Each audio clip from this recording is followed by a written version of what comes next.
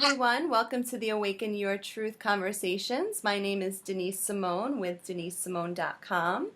And today's conversation is sure to be a juicy one because I am speaking with the beautiful Jill Lankler. So before we dive right in, I want to offer up just a little introduction. Back in 2000, you were finishing up your doctoral work in psychology, and you were diagnosed with both ovarian cancer and thyroid cancer.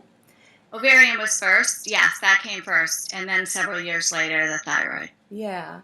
And this was sort of like and so the journey began, right? This was your catalyst to everything. You did work in around functional medicine and nutrition, and you experienced great results, and then you dove deeper into spiritual inquiry. You received your coaching certification from the Ford Institute for transformational training. And from there, you are now a spiritual life coach, and you focus mainly around parenting and relationships. That's it, in a nutshell. That's it. So let me take you back to that time when you were diagnosed.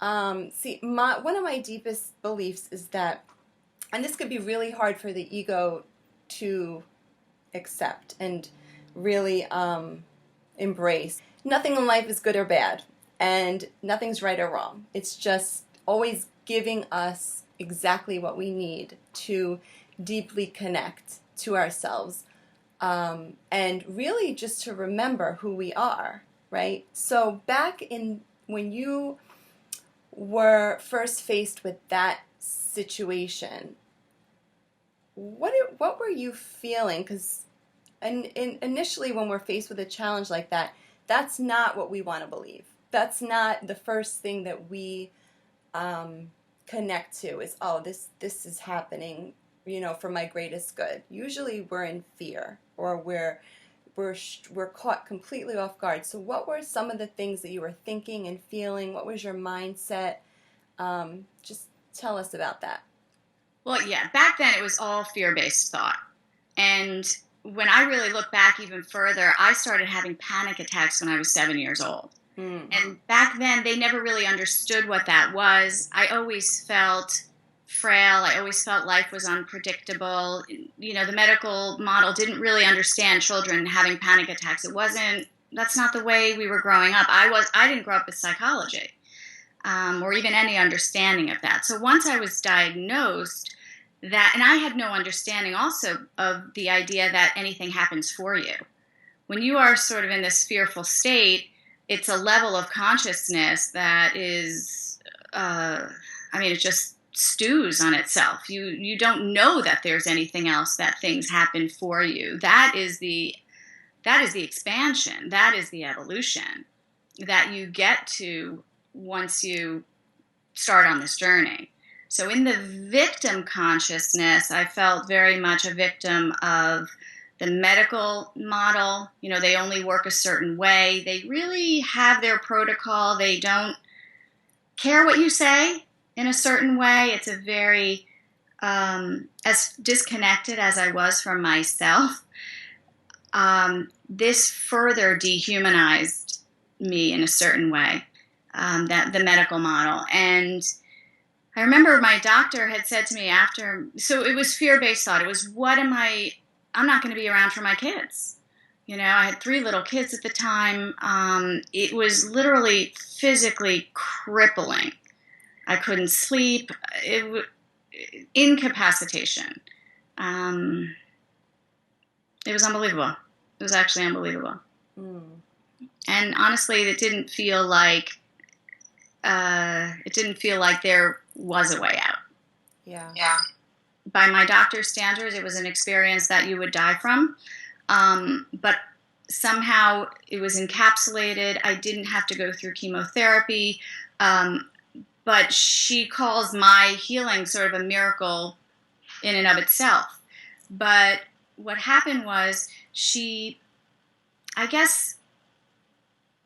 what my thinking was, I had to get back to life as normal, right? That was that you are not supposed to be changed in some way. The protocol was get back to work, just get back to what you were doing.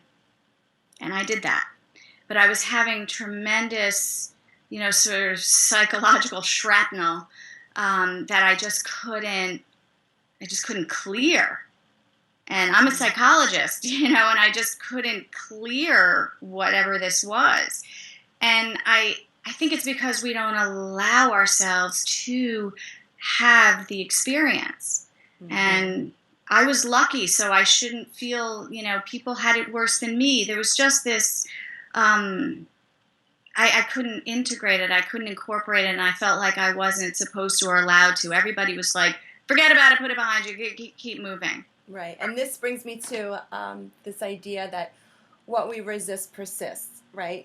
So you were they were encouraging you to run from it. And whatever we run from grows. Right. So we didn't heal that one. So take two. That was really when everything started. And the beauty of the second cancer was, right? I mean, it's crazy to say, but that one woke me up. The first one plunged me further into victimhood, and I can't heal. Fascinating. And the second one, I'm like, okay, I'm listening. But what was interesting about the second one is that it took a doctor to say to me, I said, look, I make cancer cells. That's what I do. How do I not do that again? Because I was still living under the cloud of waiting for the other shoe to drop. And the doctor said to me, which was the best statement ever, he said, don't worry, your cancers are unrelated. And when he said that to me, I was like, now I don't believe you. Like, that's what broke me out of the medical model, that statement, because it made no sense. That I could not integrate. I was whole. My head was connected to my body. Medicine has locked off parts of us that, and completely, nothing affects anything else in their mind. Yes. And so that's what that was it. I'm like, okay, now I put all my faith in you, but you're not even making sense anymore. Yes. And that's when I went on to heal myself. And that's where the food started. And interestingly, I want to share this about the food. I'm in psychology. I'm a psychologist. I'm a doctor of psychology. Nobody mentioned food the entire time I was in that program. I started having trouble remembering things. We thought it was a thyroid medication. I started a real sort of mental decline of really, like, I thought I had dementia. And we even learned that you couldn't, as a psychologist, you can't recover from that, right? That's what we learned, that you're down the tubes and it ain't going to get better.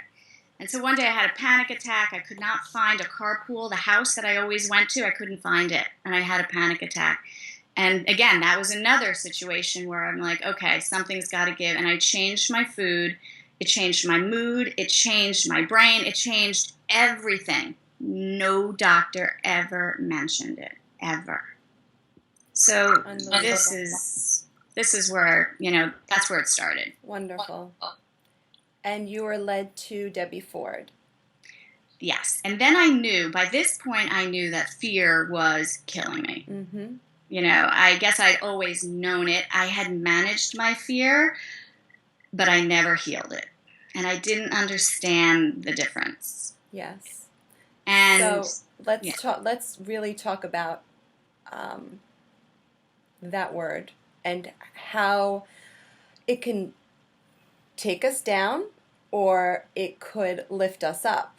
Honestly, that word is really not going anywhere because it's part of the human experience, but it's our relationship to it that will determine our outcome.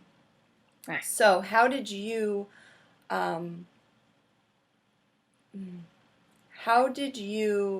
take this fear and use it for your highest good? How is it empowering you today? Well, I think like you're saying, I feel like everything's been shifted on its head. I always like to tell people it's the opposite of the obvious. Because fear to me is a sort of the harbinger of the next evolution, of my next evolution. So I'm not trying to eradicate it, but I am listening to it now. Yes. So there isn't that same resistance to fear. Fear really, as I understand it, is just beyond your comfort zone. Anything just beyond your comfort zone is fear until you experience it. And until you notice your thoughts around it. I can see when I'm judging, I can catch myself in fear-based thought. I can take that in and say, okay, what's for me now? What's for me now? And talk to me about how you got from being extremely fearful of fear and being in the state of fear so much to the point that you didn't know you were in fear, because I think a lot of us are walking around in that zone, in that state, without even being conscious of it, to the place where now you could observe your fear and catch yourself in it. That's a journey in itself from my experience. So what would you offer as one or two steps that can help really get us to the awareness that fear has taken over? I think the biggest thing for me to notice is when I'm in a catch-22, right? When you feel like there is no out, when you feel like you have no good solution, you have two solutions and both of them are unsavory. Okay. That, for me, is like the wake-up call, because that's not possible. I like right? that. Mm-hmm. In every moment, there are infinite possibilities as to how things can turn out. Yes. Even with cancer, if you only see death, that's not it. And so that's really what that's the shift for me, is noticing when I only have, two bad choices. Mm-hmm. Because then I know that I'm in a fear-based consciousness. I know that because it's not expanded. It's limiting beliefs that keep you in that very small place. So the huge thing for me is noticing the catch-22s. Some people call it double bind. You can call it whatever you want. But when you have no choice, it's fear is actually, ironically, keeping you in your comfort zone. Yes, it is. Mm-hmm. Yeah. So, and that's another thing that's really important, is that fear seems like something out there that is out of our control. We've actually, unfortunately, through psychology, which is why I don't work as a psychologist anymore, and I don't say it's a bad thing. There are levels of consciousness that we go through. Psychology is almost entry level, if you will. At least for me, it was entry level, a certain consciousness. And then as you raise up from victim consciousness, the next level, victim is everything is happening to me. Been there, done that. And then the next level is really everything is happening for me. Actually, two levels up, I'd say, is everything happens for me. And in between is what you're talking about, noticing when you're going into victim and noticing when you're saying, what's the opportunity? Yes. Let's talk about forgiveness. Has that played a role on your journey? Absolutely. There's forgiveness, and then there's beyond forgiveness. Yeah. Talk about both. Can you talk about both and how they differ? Yeah. Sure. So forgiveness, for me, again, the way I like to look at me and my journey is a journey through levels of consciousness. Mm-hmm. So at a certain level of consciousness, and we've all had this experience, I'm just going to back step for a second. We've all had this experience where you notice that a friend of yours is really like, woe is me, they're really in the victim mode, and you come in with your, everything is going to be okay, and they can't hear it. Mm-hmm. And they can't hear it because they're they're literally on a different frequency. Right? So forgiveness is what we do on a certain frequency. I had my biggest forgiveness, and the role it played for me was I had to forgive God. Okay, so I lived in a world that was fearful, that God was in your head. I mean, my upbringing was not a good religious experience. It was very punitive. I'm like, God's in my head now. I'm really screwed. Sorry to say that on this. So I had this really scary being everywhere, and that's where a lot of the fear came from.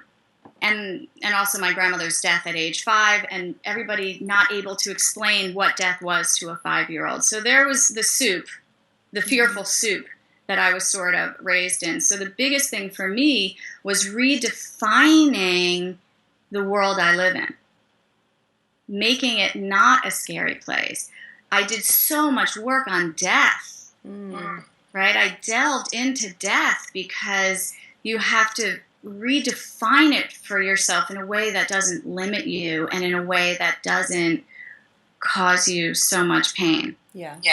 And so forgiveness, the first layer of forgiveness is in a certain level of consciousness where you begin to let go of the grudges and the energies that keep you stewing in your same thought process.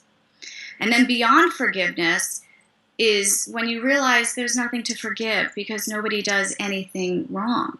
There just is. And everybody's doing the best they can given their level of consciousness and their understanding of the world. Beautiful.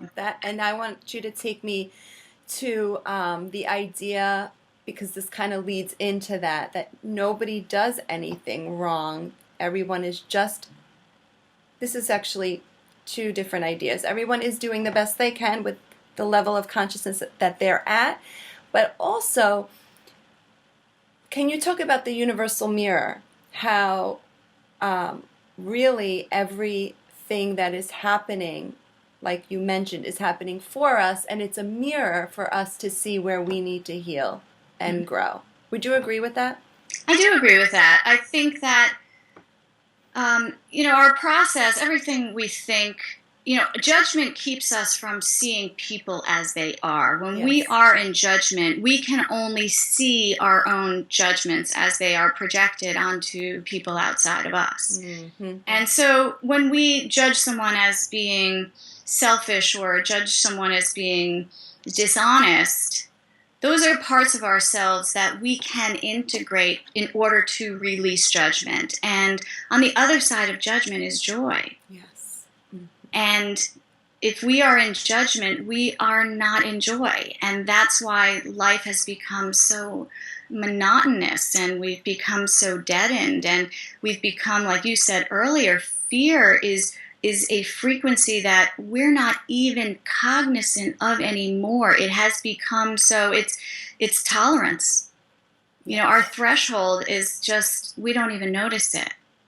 And that's why it gets louder and it comes out in trauma, if you will, because otherwise we don't pay attention. Mm. And so the universe is not going to let you sidestep your stuff. Yes. Yes. So it's going to hit you over the head if you're not paying attention. And, that's right. Yeah. That's right. I got it a couple times. Haven't we all? Yeah. So talk about gratitude and how that plays a role. Somebody that's just finding out they have a massive illness, or, somebody has lost a loved one, or the other countless challenges that life throws at us, how people might say, how can I be grateful for that? How do I begin to be grateful for something so, quote unquote, horrific, right? So talk to us about that. Well, you can't start in the middle, right? Mm-hmm.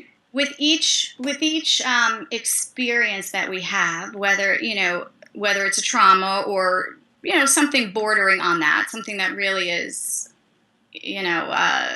something that we can't reconcile or understand from our mind, mm-hmm. It is okay to start each time with the victim. It's not a bad thing to start there and evolve through the stages again. So each new thing, and I think this is one of the things about the spiritual journey, our expectations of ourselves are too high. We expect to be beyond victim. That's not the case. Feel your victim, and then get yourself, keep rising. You rise through gratitude, you rise through prayer, you rise through forgiveness, you rise through all of that. And you need those steps almost each time, and maybe they won't be as long. Maybe you won't be a victim for 20 years. Maybe you'll just be it for a year.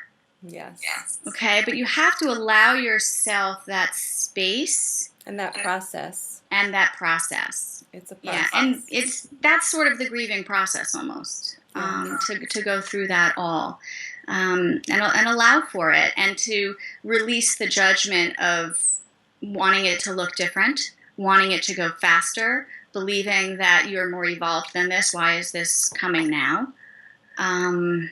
So that's what I recommend to people. Don't judge the process. Tell me about coaching from your perspective, since what I love about you is you have experience both in psychology and both in the world of coaching. And I often get tons of questions around, well, what's the difference? What is coaching? So because I have you here and you have backgrounds on both, can you talk to me about that, what that is, what that looks like, what you feel towards each, the benefits of each? I know it's a loaded question, but just riff on that a little bit. Well, I think I don't have the specific differences, but the problem that I had with psychology for me and my healing was that it wasn't evolving. And that's in some ways the same problem that I had with the medical model. It's that we go to somebody for our answers.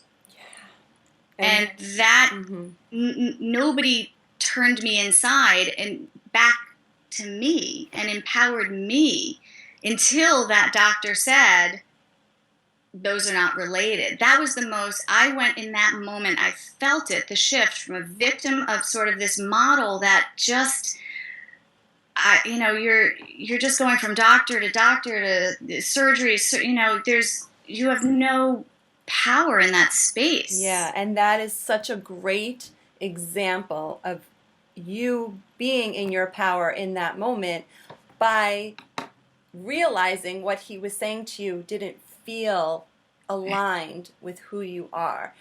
That is the example of your answers always being inside of you. Yes. All he had to say was one statement to you, and your body, you felt disconnect. There's your answer. Right. And I think a lot of the world is in crisis with being connected to hearing something and feeling it and being able to say, that doesn't sit right with me.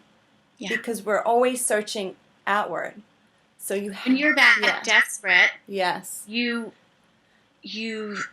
take other people's prescription because you don't know what you have inside. Desperation is fear. It is fear, it is victim, it is frankly, it's survival, which to me is almost, I'm going to say, pre-victim. It is so desperate. In some ways, you don't even know you're a victim. Yeah.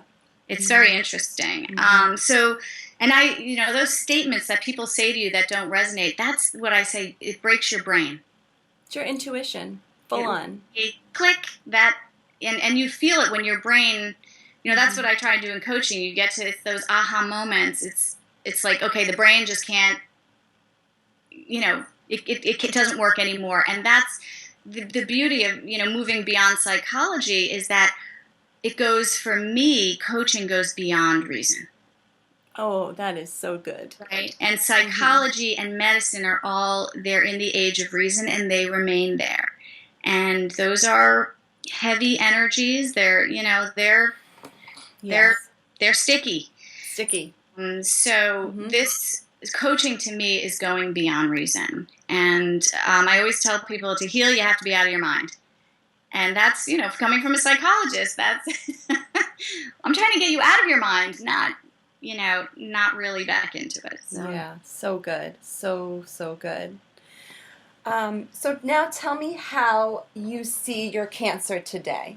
What is your relationship with your cancer like? Look, I can't say I want another one, right? I haven't fully been able to you know, sometimes you make up scenarios in your mind about how you would behave and all of that. I call those my worst case scenarios to almost test my evolution. I bring up, how would I behave now? And you realize that for me, I, first of all, would not be where I am now without my cancer. I would be asleep, probably dead, but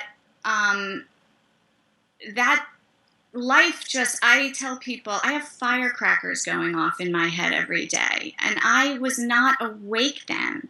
And I have, the ripple effects are unbelievable. You know, what I can now bring to coaching that I couldn't, you know, as a psychologist, and how much more I've learned about myself, and how I know that I'm just still evolving in every moment, and what that does for my kids. And that's why I like to work with new parents, because we have got to be more awake, you know, and not trying to just get through those tough years. That was my next question. Yeah. Why? Because your focus is parenting, and usually it's somebody has an illness, they want to coach people around illness. So I found it very interesting that you focused on parenting, but you just answered my question. That was the biggest shift that I saw, was in my family. Mm-hmm. Through my healing, my fear, that was, you know, I would never stop doing this. You know, once you see that kind of shift and those kind of results, and have your kids articulate back to you what you've sort of been modeling, that's amazing. Amazing. And that's what I want for other people, because I don't want anybody to grow up in the kind of fear that I grew up with. You know, from the age of 5 on, it was debilitating. And I remember it. I really remember it. And so that's what I want to help parents be more comfortable with themselves, slow down a little bit, move out of this, you know, this social consciousness of how we are supposed to raise our kids and how they're supposed to be in sports, and there's, you know, the shoulds of parenting are all fear-based. So to really move through that much more gracefully and peacefully for yourself, and model that for your children. Because we're not modeling good manners. We're modeling peacefulness. We're modeling compassion. We're not modeling, you know, intellect and sportsmanship and all this other stuff that we think we're teaching. Right.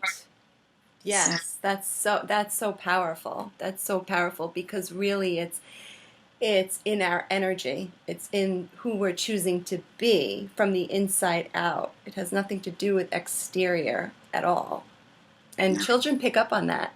Children pick up on that much more so than, that's my belief, than adults. Well, it is. And that's why I think parents don't understand their kids. You know, we are one of the most difficult things is that we are projecting an adult mind onto an expansive child mind. An adult mind, once you become a parent, what happens, the shift, is that you go from asking for the answers to having all the answers.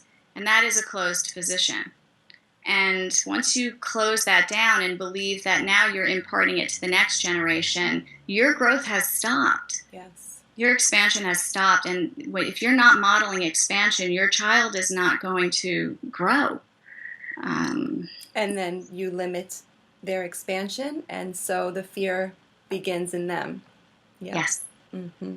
Yeah, and they don't have the confidence. I mean, I don't believe in confidence. That's not a word I use. To me, it's comfort, right? We want to know that we can handle anything that comes up. It's not about, you're not teaching your child, like what we do in this environment is we try to avoid getting our kids being in certain situations, and we micromanage it, and we try to put them in the safest place with the best kids, and we do all of that so that they don't actually experience what we fear they would experience, because we're projecting an adult consciousness onto a child. So when we break that down through coaching, it is unbelievable what happens. Yes. And really what we want to do is give our children the ability to be in those situations and be able to handle it in the most empowering way that they can, rather than keeping them, because that's not life.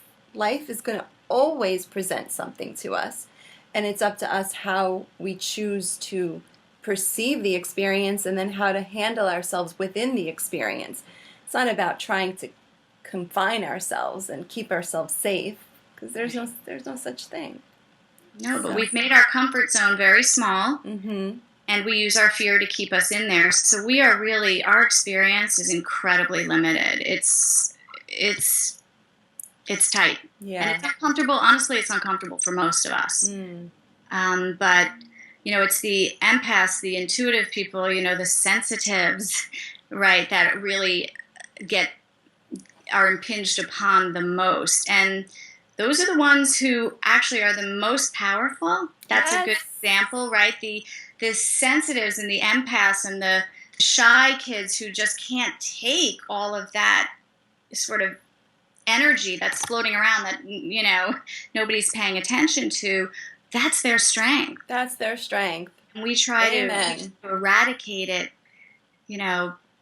at an early age. Be confident, be charismatic, be powerful. And no, we misunderstand what those children, the gifts that those children have. Yeah, they're much more connected than otherwise. Absolutely. Thank you for sharing everything that you did. And I want to just let people know that you can be found at partnersinpeace.com. Is that right?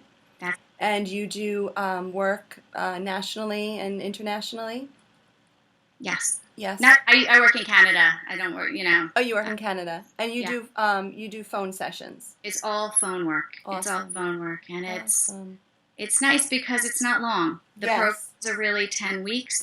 And, that's another difference between psychology, really, and, that this is an empowering, coaching is, I don't know, it's where it's at. For me, it's where it's at. Yes, because we're giving the tools to, we're providing the tools, so, because this is never ending. This is something that just continues on, and it's up to us to expand and evolve, or it's up to us to stay in our box. And I just think coaching is, I'm on board with you on coaching, because it's something that it's a toolbox that we get to take with us and use every minute of every day. Yes. And people, like I always tell my clients, I'm like, it's my job to put myself out of business, right? That's really what we're going for here. This is not a dependency. This is really just having you look in a place for answers that you just never looked before. You were not trained to look there. Yes. That's not how we're socialized. We are socialized to get a team and, go to professionals. And it brings us further and further and further from our healing and from who we are. And it's ironic. And that's why I always say, do the opposite of the obvious. That's really, if you're in doubt, do the opposite of the obvious. I love that. Love that. Thank you so much. Thank you, Jill. Thank you. This chat. I love these chats. I love them too. Thank you very much. They're so important. They're so crucial. I always say that. It's what's going to heal us when we're, willing to be authentic, real, and vulnerable, and just let it all hang out. That's what this is all about. So You're on the same team. For sure.